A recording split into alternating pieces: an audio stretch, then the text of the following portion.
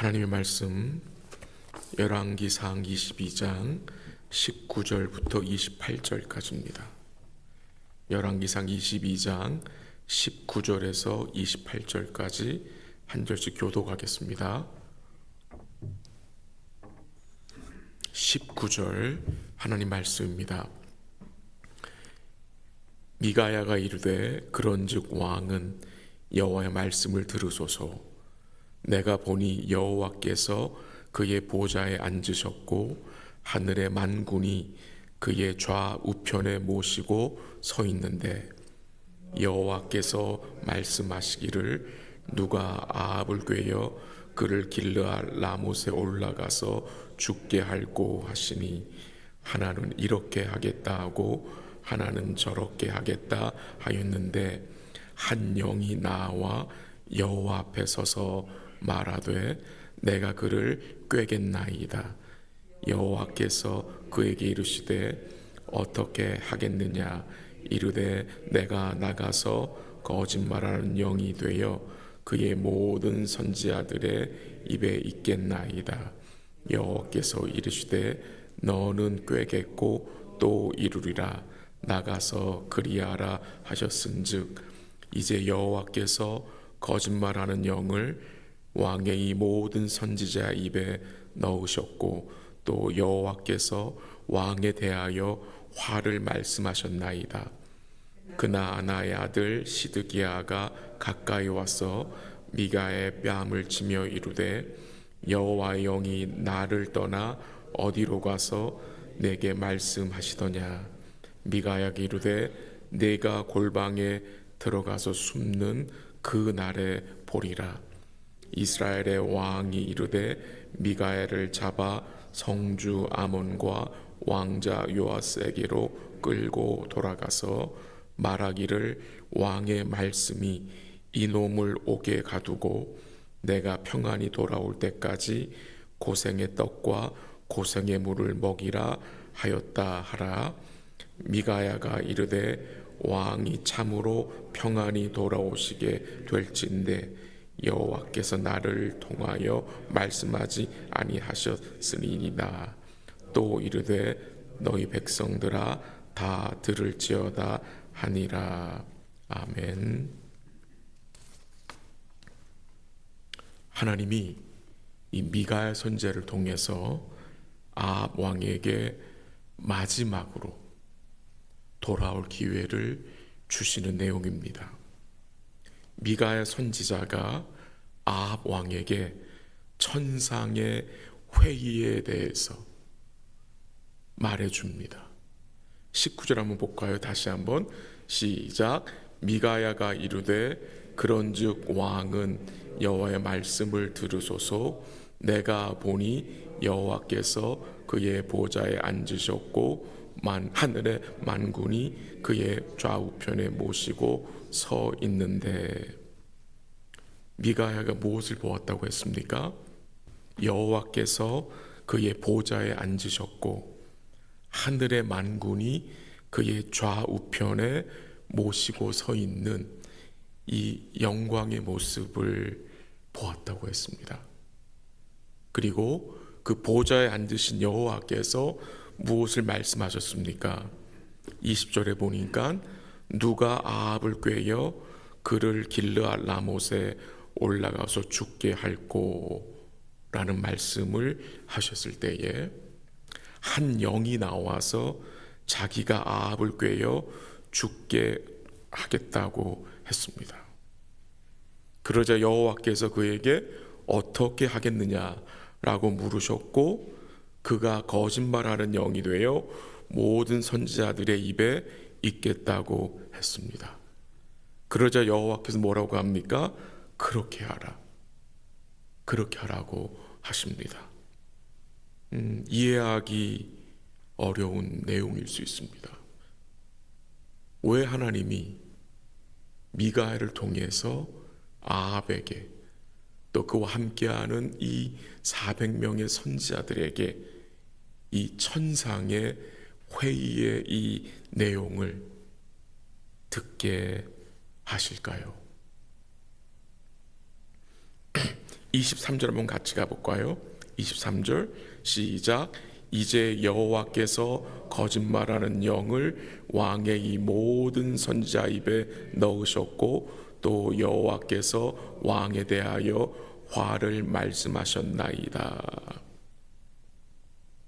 참 놀라운 말씀, 또 이해하기 힘든 말씀이 아닙니까? 여호와께서 거짓말하는 영을 아합의 모든 선지자 입에 넣으셨다고 합니다. 그 말을 들은 그 시드기야가 미가야의 뺨을 때리면서 뭐라고 말합니까? 여호와의 영이 나를 떠나 어디로 가서 내가 말할 수 있느냐, 내게 말씀할 수 있느냐라고 대들었습니다. 지금 이 미가야 선지자가 증거한 말씀의 이 핵심이 무슨 내용입니까? 요약을 하면 이 400명의 선지자들은 뭘 주장했죠? 길르앗 라못에 아합 왕이 올라가시면 뭐 한다고? 승리한다고.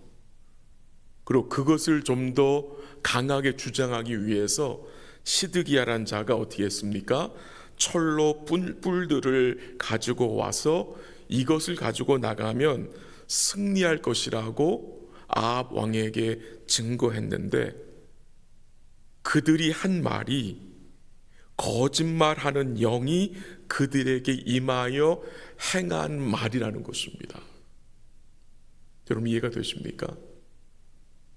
400명이 당신이 길르앗 라못에 올라가서 전쟁하면 이긴다고 했는데 그 말이 누구의 그 말이냐?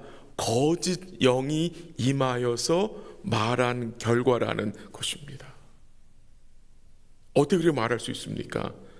23절에서 여호와께서 거짓말하는 영을 모든 선지자들의 입에 뭐 하셨다? 넣으셨다라고 말씀하십니다. 근데 이 400명의 선지자들은 그 사실을 모릅니다.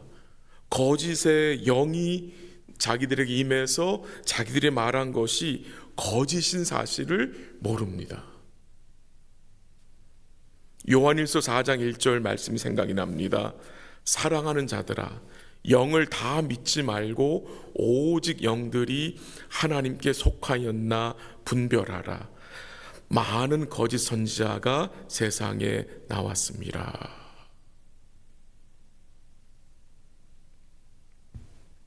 조심하라는 경고의 말씀이죠. 왜 이렇게 말씀을 하실까요?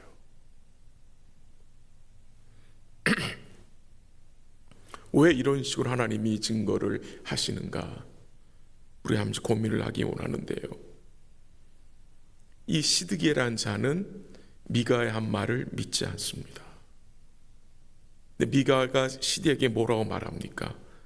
네가 골방에 숨는 날, 곧 아합 왕이 전쟁에서 패한 날에 내가 받은 응답이 거짓인 것을 알게 될 것이라고 말합니다. 28절 한번 같이 가볼까요? 다 같이 시작.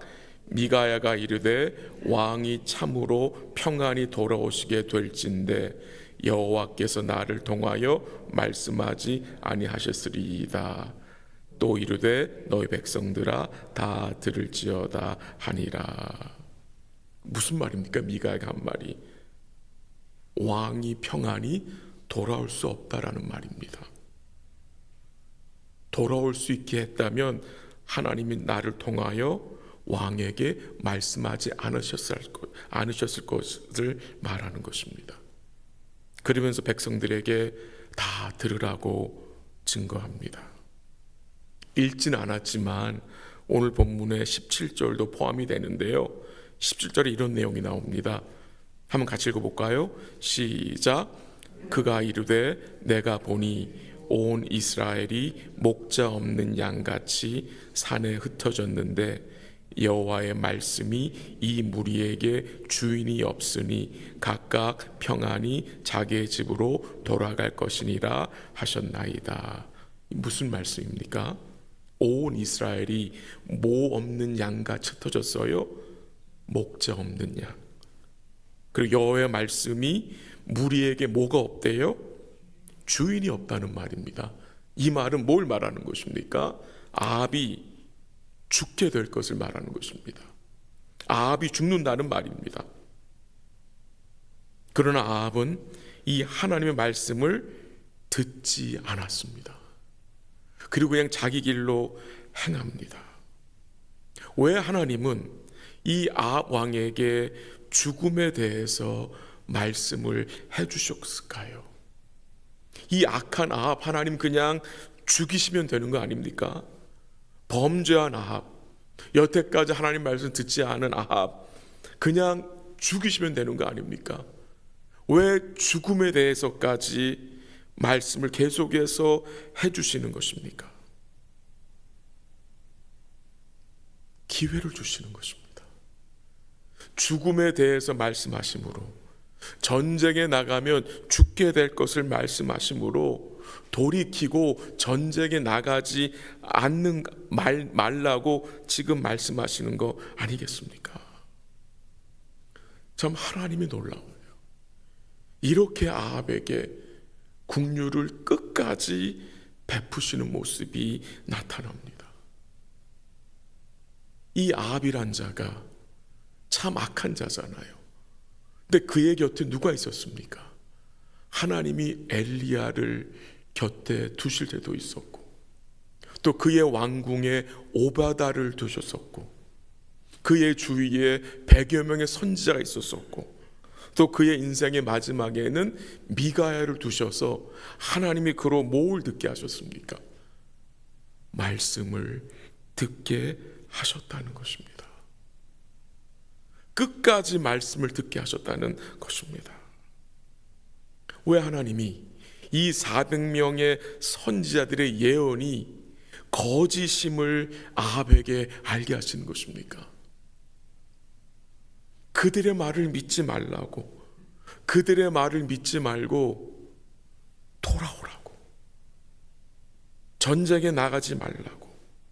그래서 하나님은 그 천상에 회의하는 그 모습을 알리시고 거기서 증거된 말씀을 미가야를 통해서 듣게 하시는 것입니다. 이게 하나님의 은혜라고 생각이 됩니다.